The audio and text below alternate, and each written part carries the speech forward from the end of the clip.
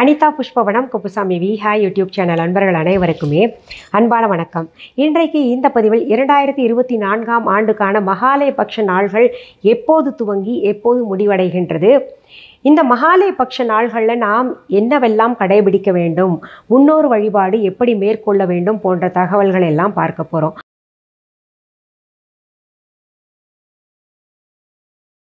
அதற்கு முன்பாக இன்றைக்கு பிறந்த நாள் மற்றும் திருமண நாள் காண இருக்கின்ற அனைவருக்குமே என்னுடைய வாழ்த்துகள். உங்களுடைய வாழ்க்கையில் நீங்கள் அனைத்து நலங்களும் வளங்களும் கிடைக்கப்பெற்று நீடூழி வாழணும்னு நான் இறைவன் கிட்ட பிரார்த்திக்கிறேன். இந்த காணொளியை காண்கின்ற அனைவருக்குமே இந்த நாள் இனிய நாளாக அமையட்டும். இந்த புரட்டாசி மாதம் பெருமாள் வழிபாட்டோடு பித்ரு வழிபாட்டையும் நாம் மேற்கொள்ள வேண்டும். இந்த மகாலயபக்ஷ நாள்களில் பித்ருலோகத்திலிருந்து நம்முடைய முன்னோர்கள் இந்த பூலோகத்திற்கு அனுப்பப்படுவார்கள். தங்களுடைய சுற்றத்தார்களையும் உறவினர்களையும் இல்லத்தையும் பார்த்து வர அவர்களுக்கு அனுமதி உண்டு. இப்படி இவர்கள் வரும்போது அவர்களை நினைந்து நாம் அவர்களுக்கு அவர்கள் இறந்த திதியிலே தர்ப்பணம் மேற்கொண்டு படையல் படைத்து அவர்களுக்கு வழிபாட்டை மேற்கொண்டால் அவர்களுடைய ஆசீர்வாதம் கிடைக்கப்பெற்று வாழ்க்கையில் நல்ல சகலவிதமான நன்மைகளும் சுபிக்ஷமாகவும் வாழ முடியும். அதை செய்ய தவறிட்டோம் அப்படின்னு வைங்களேன், அவர்களுடைய கோபத்திற்கு ஆளாவோம் அப்படின்னு நம்ம பெரியவங்க காலங்காலமாக சொல்லிக்கிட்டு வர்றாங்க. இப்போது நம்ம இது ஜோதிடர்கள்கிட்ட ஜாதகத்தை கொண்டு போனால் சிலர் அந்த ஜாதக கட்டங்களை பார்த்து சொல்லுவாங்க, உங்களுக்கு பித்ரு தோஷம் இருக்குங்க அப்படின்னு. அந்த பித்ரு தோஷம் அப்படின்றது என்ன, அவர்களுடைய ஆசீர்வாதம் அனுகிரகம் நமக்கு இல்லாதது அப்படின்றது தெரியும். அப்படி இல்லைன்னா நம்ம வாழ்க்கையில் நிறைய விஷயங்களை இழக்கிறோம். அதாவது கிடைக்கிறதில்ல நமக்கு. நல்ல சிலருக்கு பார்த்திங்கன்னா எவ்வளவு வழிபட்டாலும் எவ்வளவு நல்லவர்களாக இருந்தால் கூட அவங்களுக்கு நல்ல வேலையோ இல்லை குழந்தைகள் சிலருக்கு இருக்காது. எத்தனை வழிபாடு செய்தாலும் எத்தனை மருத்துவரை பார்த்தா கூட சிலருக்கு இருக்கிறதில்ல. ஆனால் மருத்துவ உலகம் இப்போ எங்கேயோ முன்னேறிடுச்சு. நிறைய பேருக்கு குழந்தை இன்மையை கூட போக்குவதாக இருக்குது. ஆனால் கூட இந்த சில விஷயங்கள் நிறைவேறாமல், அதாவது நிறைவான வாழ்க்கையை அடைய முடியாமல் நிறைய பேர் தவிச்சுக்கிட்டு இருப்பாங்க. அதுக்கு காரணம் என்ன அப்படின்னு பார்த்தா ஜோதிடர்கள் சொல்வது பித்ரு தோஷம் இருக்குது அப்படின்னு. பெரியவங்க கூட காலங்காலமாக அப்படி தான் சொல்லிட்டு வர்றாங்க. பித்ருக்களை நம்ம எப்போவுமே நினைக்கணும், அவர்களை சாந்தப்படுத்தணும். அப்படின்னா அவர்களுக்குரிய நாளில் நம்ம அவர்கள் சாப்பாடு படையல் படைத்து அவர்களை நம்ம நினைவு கூறணும் அப்படின்றது சொல்லியிருக்காங்க. ஏன்னா அவங்க நம்மோடு இருக்கும்போது அவர்களை பாராட்டுறோம், நம்ம சீராட்டுறோம், எல்லாம் செய்கிறோம். ஆனால் அவர்கள் நம்மை விட்டு போன பின்னாடி கொஞ்ச நாள் அவர்கள் நினைவாக இருந்து அப்புறம் பார்த்திங்கன்னா சுத்தமாக மறந்து போயிடுறோம். அவங்க என்ன நினைப்பாங்க, நம்ம பிள்ளைங்க நம்ம இருக்கும்போது இருக்கிற மாதிரி தான் இப்போவும் இருப்பாங்க அப்படின்னு. ஆனால் அங்கே பார்க்கும்போது அவர்களை நினைக்காமல் நம்ம இருக்கும்போது அவர் கொஞ்சம் கோபத்திற்கு ஆளாவோம் அப்படின்னு பெரியவங்கெல்லாம் சொல்லியிருக்காங்க. சரி, அதனால தான் இந்த பித்ருபக்ஷ நாள்களில் நம்ம என்ன பண்ணோம்னா, அவர்களுக்கான அந்த இறந்த திதி தெரிந்தவர்கள் என்ன பண்ணணும், அந்த நாளில் வாத்தியாரை வைத்து தர்ப்பணம் செய்து படையல் படைத்து வழிபாடு மேற்கொள்ளணும். அப்படி இல்லை, எங்களுக்கு திதி தெரியல அப்படின்னு நினைக்கிறவங்க என்ன பண்ணலான்னா, ஏதாவது ஒரு நாள் இந்த வாத்தியார்கிட்ட போயிட்டு அவங்க குறித்து கொடுக்கின்ற நாளில் இந்த தர்ப்பணம் செய்து படைக்கலாம். இப்போது சிலர் போன முறையே நான் இந்த பதிவு கொடுக்கும்போது சொல்லியிருந்தீங்க, வருடந்தோறும் நம்ம யூடியூப் சேனலில் இதற்கான பதிவுகள் எல்லாம் நிறைய கொடுத்துக்கிட்டே வர்றேன். புரட்டாசி மாதத்தில் வரும் பதிவுகளில் இதுவும் ஒன்றாக இருக்கும். அப்போவே நிறைய பேர் வருடந்தோறும் சில கேள்விகள் கேட்டுக்கிட்டு தான் இருக்கிறீங்க. என்னென்னா, எங்களுக்கு இந்த பித்ரு வழிபாடு செஞ்சே பழக்கம் இல்லைங்க, என்னை கட்டி கொடுத்த இடத்துல மாமியார் வீட்டில் அந்த பழக்கமே இல்லைங்க, அதனால தான் நாங்கள் கஷ்டப்படுறோமோ என்னமோ அப்படின்ற மாதிரி நீங்கள் சொல்கிறீங்க. அதுவும் ஒரு காரணமாக இருக்குது. அப்படி இருக்கும்போது புதிதாக எப்படிங்க செய்கிறது அப்படின்னு கேட்குறீங்க. நீங்கள் திதி தெரிந்திருந்தால் வாத்தியாரை அழைத்து தர்ப்பணம் கொடுத்து படையல் அந்த பித்ருக்களுக்கு வாழும்போது என்ன சாப்பாடு பிடிச்சிருக்குமோ அது சைவ உணவாக எடுத்துக்கொண்டு சமைத்து அதில் கட்டாயம் பார்த்திங்கன்னா அகத்திக்கீரை வாழைக்காய் இருக்குல்ல, அதையும் பொரியலாக செய்து அது இரண்டும் கட்டாயம் இடம்பெற வேண்டும். அதை செய்து படைத்து அந்த நாள்லேயே நீங்கள் என்ன பண்ணலான்னா, யாராவது வயதானவர்களுக்கு செருப்பு தானமாக, குடை தானமாக கொடுக்கலாம். அன்றைக்கு இந்த இறந்தவர்கள் என்ன வயதில் இருக்கிறார்களோ அவர்கள் வயதில் ஒத்தவர்களை, ரொம்ப வறுமை பிடியில் இருக்கின்றவர்களை, பசியில் ரொம்ப துடிச்சுக்கிட்டு இருக்காங்க அப்படின்னா அவங்கள வீட்டுக்கு கூப்பிட்டு இலை போட்டு சாப்பாடும் கொடுக்கலாம். அப்படி இல்லைன்னா நீங்கள் அந்த மாதிரி ஆளை தேடி போய் சாப்பாடு பொட்டலம் கட்டி கொண்டு போய் அவங்களுக்கு சாப்பாடு கொடுத்துக்கிட்டு வரலாம். தானமாக பார்த்திங்கன்னா போர்வை கொடுக்கணும். கம்பளி போர்வை கொடுத்தால் ரொம்ப சிறப்பு. இப்போல்லாம் மழைக்காலம் இல்லையா, குளிரில் நடுங்குவாங்க. ரொம்ப கஷ்டப்பட்டுட்டு இருக்கிறவங்களுக்கு போர்வை கொடுக்கலாம் தானமாக, கொடை தானமாக கொடுக்கலாம், மற்றும் செருப்பு தானமாக கொடுக்கலாம். உணவு கட்டாயம் கொடுக்க வேண்டும். சரிங்க, எங்களுக்கு திதியும் தெரியல, எங்கள் வீட்டில் வழக்கமும் கிடையாது, சொன்னாலும் கேட்க மாட்டாங்க, வேறு என்ன செய்யலாம் அப்படின்னு கேட்டிங்கன்னா, திதி கொடுப்பவர்களும் திதி கொடுக்காதவர்களும் திதி தெரிந்தவர்களும் தெரியாதவர்களும் செய்ய வேண்டியது ஒன்று. 15 நாள்களும், அந்த பித்ருபக்ஷ நாள் 15 நாள்கள் இருக்கும் இல்லையா, அந்த நாளில் சோறு சமைச்ச உடனேயே சுட சுட சோறு எடுத்துட்டு அதில் நெய் போட்டு அல்லது நல்லெண்ணெய் ஊற்றி கொண்டு போய் காக்காய்க்கு வச்சுருங்க. அப்படி இல்லைன்னா எள் போட்டு சாதம் செய்து கிளறி நல்லா கொண்டு போய் காக்காய்க்கு தினமுமே 15 நாள்களும் நல்லா வேண்டிக்கிட்டு, முன்னோர்கள் ஆசீர்வாதம் கிடைக்கணும்னு வேண்டிக்கிட்டு, முன்னோர்கள் தெரிந்தவர்கள் தெரியாதவர்கள் எல்லாம் சாப்பிடணும் அப்படின்னு வேண்டிக்கோங்க. பொதுவாக என்ன ஒரு கருத்து இருக்குது, நம்ம முன்னோர்கள் எல்லாம் காக்கா ரூபத்தில் சாப்பிடுவாங்க அப்படின்றது இருக்கு இல்லையா. அதனால் காக்கை சாப்பிட்டால் பித்ருக்கள் நிறைவடைவார்கள், நம் மனமும் நிறைவுறும் அப்படின்ற ஒரு நமக்கு இருக்கிற ஐயப்பாடு போகும் இல்லையா. அதனால் இந்த முறையை கூட நீங்கள் கையாளலாம். இதில் ஒரு சில கேள்வி கேட்குறீங்க.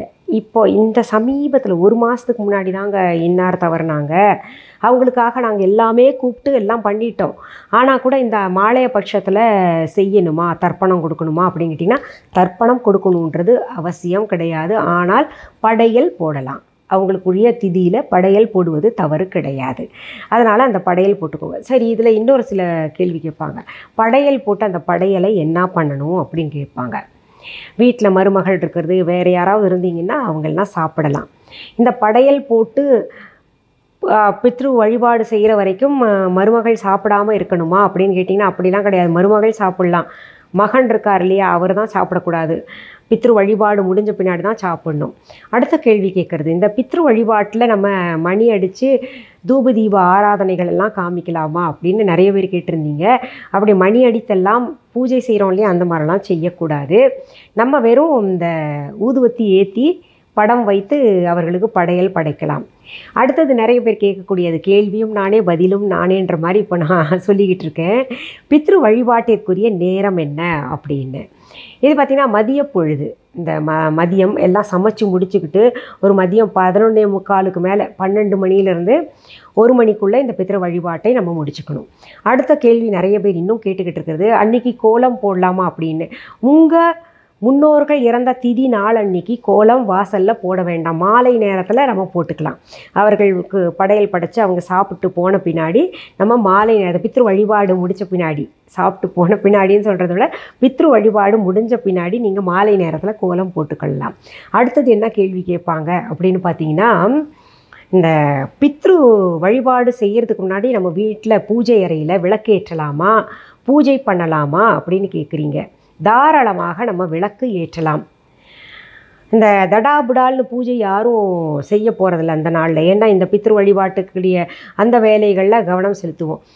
விளக்கு ஏற்றி நம்ம சின்னதாக ஒரு நைவேத்தியம் செஞ்சுட்டு ஊதுவத்தி காண்பித்து கொள்ளலாம். அதனால் அந்த வழிபாடு வேறு, அதையும் இதையும் போட்டு குழப்பிக்காதீங்க. பூஜை அறையில் செய்யக்கூடிய வழிபாட்டை எப்போவுமே தினசரி செய்வீங்கள, அன்றாட பூஜை, அதை செய்து கொள்ளலாம், தவறு கிடையாது. எங்கள் வீட்டில் பார்த்திங்கன்னா நாங்கள் 2 பொம்பளை பிள்ளைங்க தான், பையன் கிடையாது. எங்கள் அம்மா அப்பாவுக்கு தர்ப்பணம் கொடுக்கணும், படையல் போடணுன்னா செய்யலாமா அப்படின்னு கேட்டிங்கன்னா, உங்களுடைய கணவர் ஒத்துழைத்தாரே ஆனால் தர்ப்பணத்திற்கு வாத்தியாரை அழைத்து வீட்டிலே செய்யலாம், தவறு கிடையாது.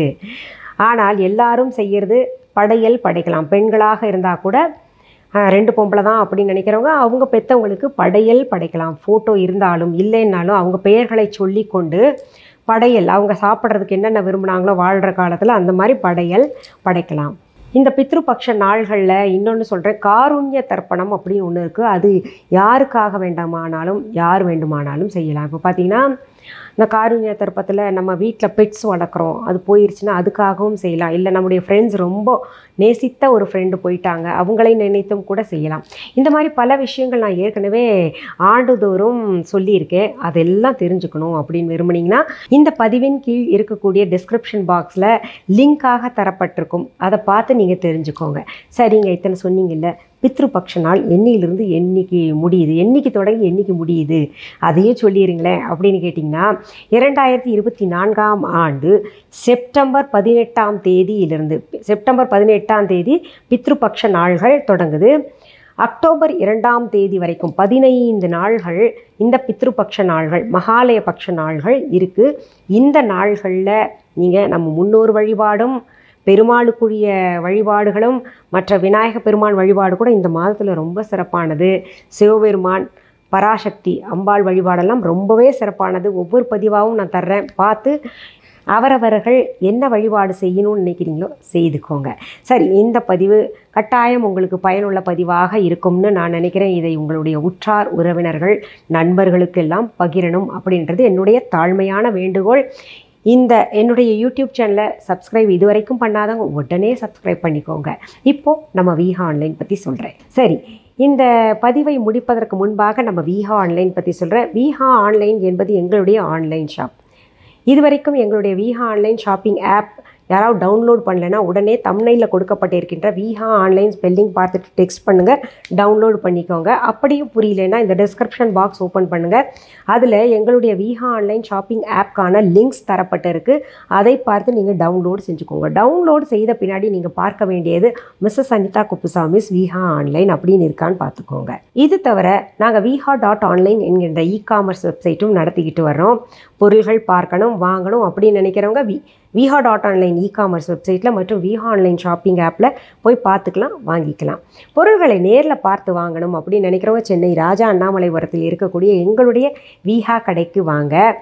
பொருள்களை நேரில் பார்த்து வாங்கலாம். நிறைய பொருள்கள் இருக்குது. நீங்கள் கேட்கக்கூடிய பொருள்கள் தான் தரமான பொருள்கள்.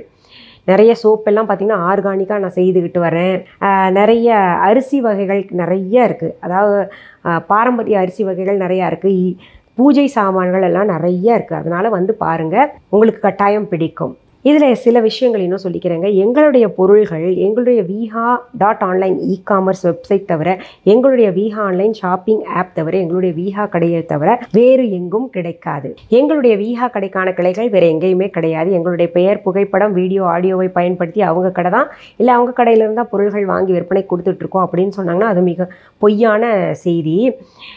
வேறு எந்த இ-காமர்ஸ் வெப்சைட்லேயும் வேறு எந்த ஆன்லைன் ஷாப்பிங் ஆப்லேயும் எங்களுடைய விஹா பெயர் தாங்கி கொண்டு பொருள்கள் இருந்துச்சுன்னா அது டூப்ளிகேட். இது என்னுடைய பெயரும் கெடுத்துவிடும். நீங்களும் வாங்கி ஏமாறக்கூடாதுன்றதுக்காக தான் திரும்ப திரும்ப ஒவ்வொரு பதிவுலேயும் சொல்லிக்கிட்டு இருக்கிறேன். சரி, இது வரைக்கும் எங்களுடைய யூடியூப் சேனலை சப்ஸ்கிரைப் பண்ணாதவங்க உடனே சப்ஸ்கிரைப் பண்ணிக்கோங்க. வேறு சில நல்ல தலைப்புகளோட அடுத்தடுத்த பதிவுகளில் உங்களை நான் சந்திக்கிறேன். அது வரைக்கும் நன்றி கூறி விடைபெறுவது அனிதா குப்புசாமி. நன்றி, வணக்கம். அன்பான வாடிக்கையாளர்களே, உங்கள் விஹா ஸ்டோரில் பூஜை பொருட்கள், சிலைகள், ராசிக்கற்கள், வாஸ்து பொருட்கள், விதைகள், பாரம்பரிய அரிசி வகைகள், சிறுதானியங்கள், ஆர்கானிக் பொருட்கள், மூலிகை எண்ணெய், மளிகை பொருட்கள், மரச்செக்கு எண்ணெய், மரப்பொருட்கள், வெள்ளி ஆபரணங்கள், கிஃப்ட் ஆர்டிகல்ஸ், காட்டன் மற்றும் பட்டு புடவைகள், காட்டன் சுடிதார்கள், பட்டு பாவாடை, குழந்தைகளுக்கான விளையாட்டு பொருட்கள், ஹை குவாலிட்டி இமிடேஷன் நகைகள், வீட்டு உபயோக பொருட்கள், ஜூட் பேக்ஸ், ஹேண்ட்மேட் சோப்ஸ், அழகு சாதன பொருட்கள், சிறுதானிய பிஸ்கெட்டுகள், ஹோம் அப்ளையன்சஸ், இன்னும் பற்பல பொருட்கள் விற்பனைக்குள்ளது. விஹா ப்ராடக்ட்களை நீங்கள் வாங்க விரும்பினால் அது எங்களுடைய viha.online வெப்சைட் மற்றும் சென்னை ராஜா அண்ணாமலைபுரத்தில் உள்ள எங்கள் விஹா ஸ்டோரில் மட்டுமே கிடைக்கும் என்பதை தெரிவித்துக் கொள்கிறோம். வேறு எந்த ஆன்லைன் வெப்சைட்களிலும் விஹா ப்ராடக்ட்கள் விற்பனைக்கு கிடையாது என்பதை நீங்கள் கவனத்தில் கொள்ள வேண்டும். எங்கள் விஹா ஸ்டோரின் விலாசத்தை கண்டறிய கூகுள் மேப்ஸில் விஹா ஸ்டோர் என்று டைப் செய்தால் வழியை கண்டறியலாம். www.viha.online வெப்சைட்டிலும் விஹா ஸ்டோரின் அட்ரஸ் உள்ளது.